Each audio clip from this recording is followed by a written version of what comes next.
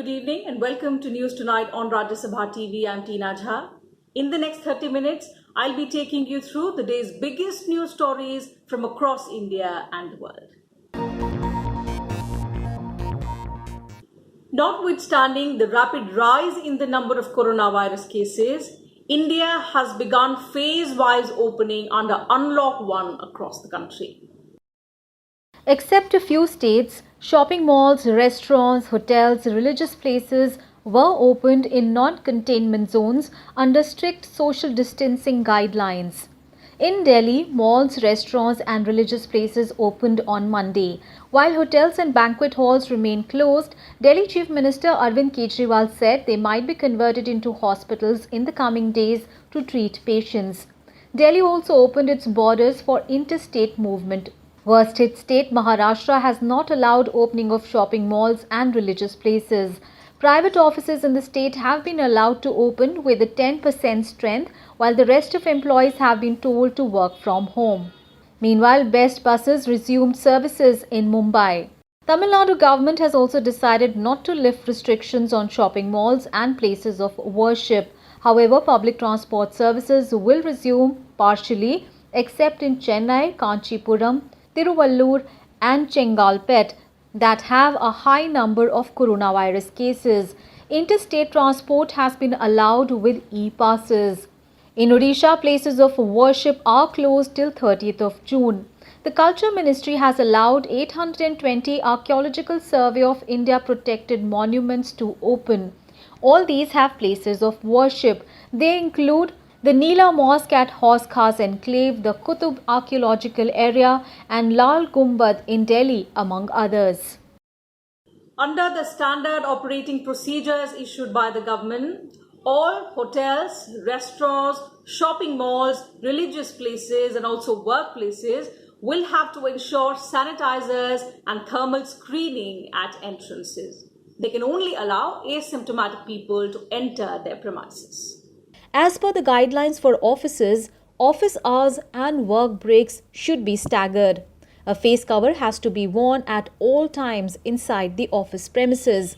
Meetings as much as possible are to be conducted via video conferencing. All higher risk employees must take extra precautions. Office management must facilitate work from home wherever feasible. Social distancing must be followed at all places. For all religious places, touching of statues, idols and holy books is not allowed. Shoes have to be taken off in own vehicle. Choirs and singing groups are not allowed. No physical offerings, prasad or holy water is allowed. Effective sanitation within the premises has to be maintained. In shopping malls, all workers, customers, visitors to be allowed entry only if using face cover masks. Number of customers inside a shop is to be kept at a minimum. Only 50% seating capacity is to be allowed in food areas. Adequate manpower has to be available to ensure social distancing, crowd management. Gaming arcades, children's play areas and cinema halls inside shopping malls shall remain closed. Precautions while handling supplies, inventories and goods in the shopping mall must be ensured. For restaurants, not more than 50% seating capacity is to be permitted. Takeaways instead of dine-in is encouraged. Digital payments are encouraged. Disposable menus, paper napkins are advised to be used. Tables, seating area must be sanitized after every customer. At hotels, guests must provide travel history, medical condition, self-declaration form while checking in. Option of contactless check-in and check-out has to be there. Luggage must be disinfected before being sent to rooms. Preferably separate entry and exits for guests, staff and goods and supplies must be ensured. On a day when markets, hotels, restaurants, shopping malls and also religious places were allowed to reopen after more than 2 months of lockdown restrictions, the number of coronavirus infections in the country surged past 2.5 lakh. The fifth straight day when India registered close to 10,000 COVID-19 infections on a single day. Let's take a look at what the numbers say. A spike of 9,983 new coronavirus cases in India in the past 24 hours has pushed the country's total COVID-19 count to over 2.5 lakh. With the fresh number of COVID-19 cases, coronavirus cases in India now stand at 2,56,611. The total number of cases include 1,25,381 active cases and 1,24,095 patients cured. That means the recovery rate is at a steady 48.35%. The death toll has climbed by 206 in the past 24 hours, taking the total count to 7,135. Maharashtra's COVID-19 count inched towards 90,000 on Sunday. The state reported 3,007 fresh cases of coronavirus in the last 24 hours. 91 people succumbed to death in the state, taking the toll to 3,060. Tamil Nadu saw its biggest rise in COVID-19 count on Sunday as 1,515 new infections were detected. The total number of COVID-19 patients in the state now stands at 31,667. With 480 fresh coronavirus cases in the last 24 hours, Gujarat's COVID-19 count has now surpassed the 20,000 mark. The death toll in the state rose to 1,249 as 30 more patients succumbed to the highly contagious disease. Delhi continued to add over 1,300 cases even on Sunday. The total number of coronavirus cases in the national capital now stands at 28,936. Majority of the new cases are still being reported from Maharashtra, Tamil Nadu, Delhi and Gujarat.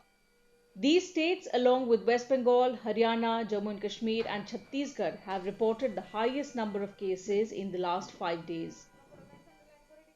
Jammu and Kashmir, which was adding between 100 and 200 cases on most days for the last 2 weeks, reported as many as 620 new infections on Sunday. The state now has more than 4,000 confirmed cases with 41 deaths. Haryana, which has been witnessing high growth of cases for the last 10 days, reported nearly 500 cases on Sunday, its highest single-day spike so far. Nearly half of these, 230, were reported from Gurugram alone, though almost all districts in the state had fresh cases on Sunday. It's been more than a month since the restrictions in lockdown rules were relaxed, therefore the surge in numbers is not unexpected. However, it's happening with a delay due to the nationwide lockdown. India reported the first case of COVID-19 on 30th January. It took 98 days, that is close to over 3 months, for COVID-19 infections to rise from 1 to 50,000.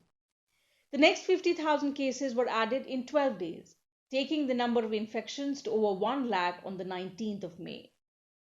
In a sign of increase in pace at which cases are getting added, the third lot of 50,000 cases came in just 8 days on 27th May. Infections rose by another 50,000 in the next 7 days that followed. The country added 50,000 cases in the last 5 days. Over the past weekend, India registered a total of 19,858 new COVID-19 cases and 581 deaths. Meanwhile, testing for COVID-19 has steadily improved in the last 2 months. India is now testing more than 1 lakh samples every day. Almost every state, including Maharashtra, has significantly increased its testing numbers during this time. However, Mumbai, the city that accounts for 20% of all novel coronavirus infections in India, has come under scrutiny for its stagnating testing numbers. The city has been testing around 4,000 samples every day, and this number has not increased for over a month now. However, as the number of COVID-19 cases rise, experts have called for more testing and contact tracing to prevent further escalation in COVID-19 numbers. ICMR has tested over 47 lakh so far. Of these, 1.8 lakh samples were tested in just the last 24 hours. Bureau Report, Rajya Sabha TV. The Lieutenant Governor of Delhi, Anil Baijal, on Monday overruled the Aam Aadmi Party government's decision to bar people from other states to come and get treated at various hospitals run by the Delhi government and some private hospitals in the city amid the rising number of COVID-19 cases in the national capital. The Lieutenant Governor, in his capacity as chairperson of the DDMA, directed departments and authorities of National Capital Territory of Delhi to ensure that treatment is not denied to any patient on grounds of not being a resident of Delhi. This decision is expected to bring relief to patients and their families from outside Delhi who are seeking treatment in the national capital during the coronavirus pandemic. Delhi Chief Minister Arvind Kejriwal had on Sunday announced that hospitals run by the Delhi government and some private hospitals in the city will be reserved only for residents of the national capital till the rising COVID-19 cases are contained. Many Indian nationals are returning home from abroad in special Air India flights and ships of the Indian Navy. As part of Operation Samudra Setu, INS Shardul is bringing Indians from Bandar Abbas in Iran to Porbandar, Gujarat. On Sunday, INS Jalashwa reached Tuticorin with 700 passengers from Maldives. Under the Vande Bharat mission, an Air India flight from Frankfurt landed in Delhi with 243 passengers on Monday. An Air India special flight carrying 149 Indians from Qatar also arrived in Chennai. On Sunday, the last flight of the second phase of the mission from Oman, carrying 146 passengers, arrived in Chennai, Tamil Nadu. So far, 4,928 Indians have been repatriated from Oman under the mission. And at a time when the number of coronavirus cases in the country are surging, researchers at the Indian Institute of Hyderabad have developed low-cost artificial intelligence-based testing kits for COVID-19. These test kits can give results in just about 20 minutes. The new kit is a rapid, ultra-sensitive biomolecule sensor that detects the pandemic virus. Lead researcher Professor Shiv Govind Singh of the Department of Electrical Engineering at the IIT Hyderabad said, the test kits have already shown encouraging results at the ESIC hospital. The cost of these COVID-19 testing biochips will be around 600 rupees. Mass production could bring it down to half. The lightweight kits can also be easily transported to rural areas. And let's now talk about the global COVID-19 situation. New Zealand has announced itself as a coronavirus-free nation after its active cases dropped to zero. With no new cases being reported in the last 17 days, New Zealand said it had successfully eliminated transmission of the virus. It is now lifting all containment measures, although international borders will remain shut for non-residents. Public and private events, retail and hospitality industries, and all public transport will resume without social distancing norms. Expressing happiness over the success in containing the virus, Prime Minister Jacinda Ardern on Monday said she even danced a little on hearing the news. Today there are no active cases in New Zealand. We have tested almost 40,000 people for COVID-19 in the past 17 days and none have tested positive. We have had no one in hospital for COVID-19 for 12 days. It's been 40 days since the last case of community transmission, 22 days since that person finished their self-isolation. And so today, I can announce that Cabinet has agreed we will now move to level 1 to get our economy fully open again, and we will start almost immediately. We move down to COVID-19 alert level 1 from midnight tonight. Meanwhile, other countries are also executing plans to open up. On Monday, New York City reopened after nearly 3 months. Construction, manufacturing, wholesalers and other non-essential retailers have resumed work. Retailers can also reopen for delivery and pickup, although customers are not allowed to enter shops. The United States, however, continues to remain the worst affected country in terms of both confirmed cases and deaths caused by the COVID-19 pandemic. In Germany, artists in Cologne and Bonn region set up a drive-through gallery in an airport car park to exhibit their work. The Cologne-Bonn airport took on a new cultural look with 50 artists putting on 300 paintings and sculpture displays amid social distancing. Germany recently reopened its museums and galleries for the public. Face masks and physical distancing are mandatory. Coronavirus lockdown restrictions eased further in Madrid as it progressed to the next phase of reopening. Customers are now allowed to eat and drink inside bars and restaurants, while children will be able to play outside at any time of the day. Spain started easing restrictions in most provinces earlier this month. Businesses including restaurants and shops reopened in Jakarta from Monday after government eased lockdown restrictions. Offices reopened with limited staff across Thailand. In Jordan, churches, nurseries and restaurants resumed operations on Monday. Cafes and hotels were allowed to reopen from Saturday. Domestic flights have also resumed. Schools, universities and cinemas, however, remain closed, while most public gatherings are banned. The global death toll from the novel coronavirus has crossed 4 lakh with over 7.1 million infections. Vice President M. Venkaiah Naidu on Monday made a big pitch for local products, saying it would be a huge contributing factor for an Atmanirbhar Bharat, a self-reliant India. In a newspaper article, the Vice President asserted that people must internalize the concept of valuing local products and artifacts and also promoting them. The Vice President added that being vocal for local can be a stepping stone to a self-reliant India.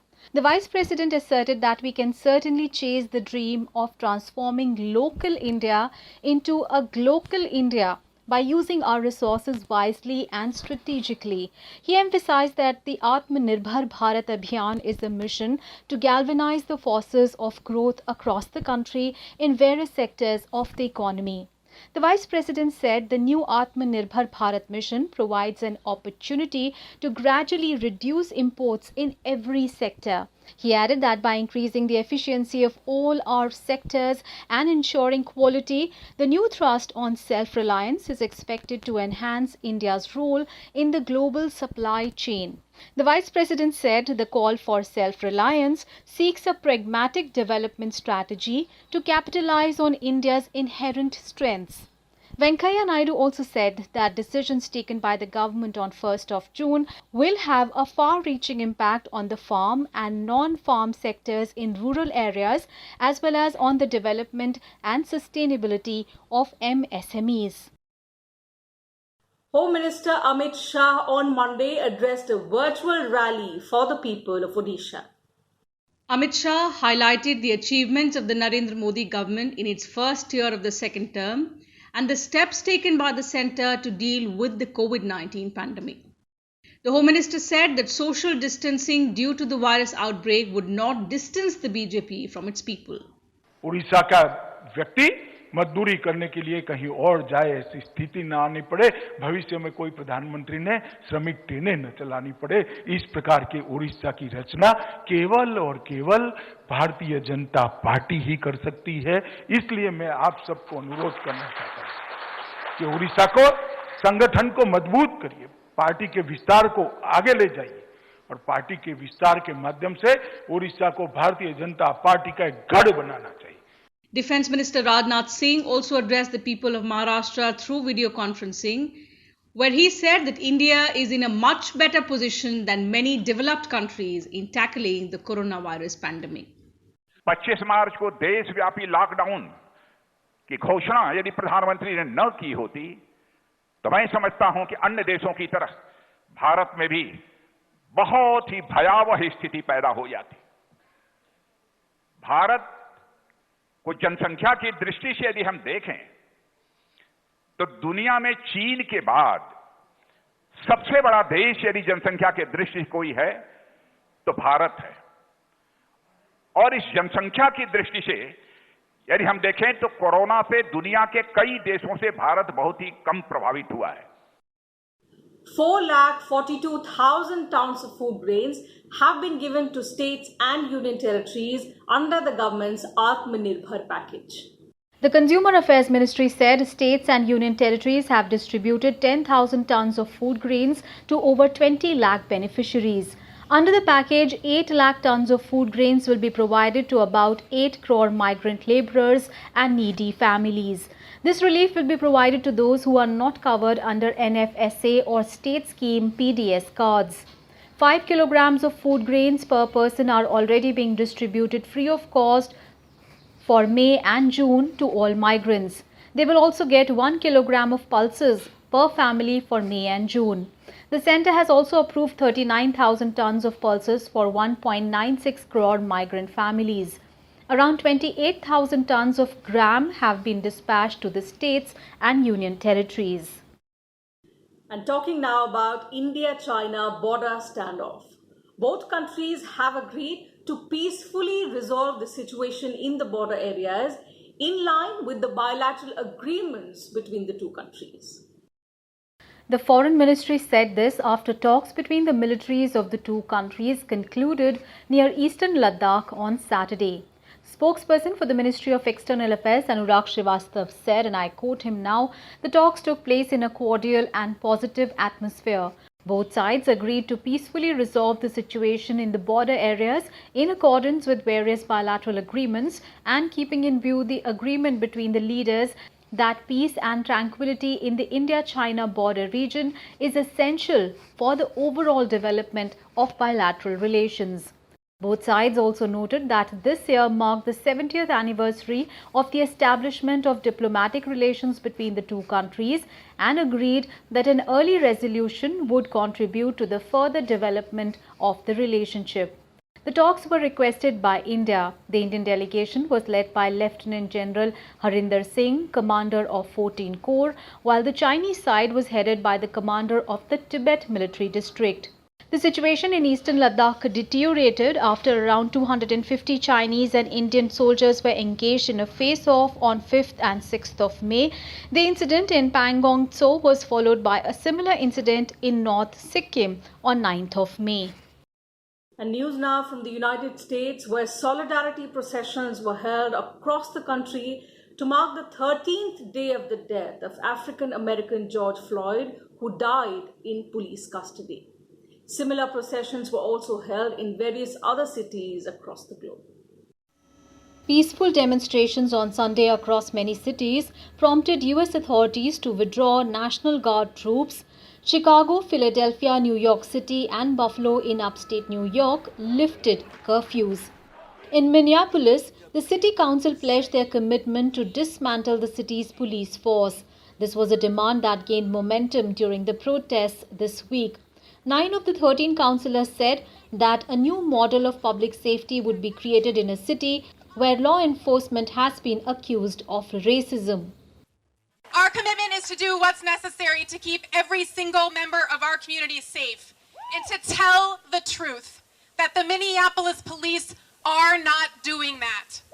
Our commitment is to end our city's toxic relationship with the Minneapolis Police Department, to end policing as we know it, and to recreate systems of public safety that actually keep us safe. The solidarity protest gained international momentum, drawing huge numbers in major cities like Rome and Madrid. In many places, protesters called attention to the perpetuation of racial injustices in their own countries. In Bristol, England, protesters in solidarity with Black Lives Matter pulled down a statue of a 17th century slave trader. Floyd's death in police custody triggered mass protests against racism and police brutality. The policeman who knelt on Floyd's neck for almost 9 minutes has been dismissed and charged with second-degree murder. He will make his first court appearance later on Monday. 3 other officers who were at the scene have also been sacked and charged with abetting the murder. And that's it from us in this bulletin. Thank you very much for your time. Take care of yourselves and your families.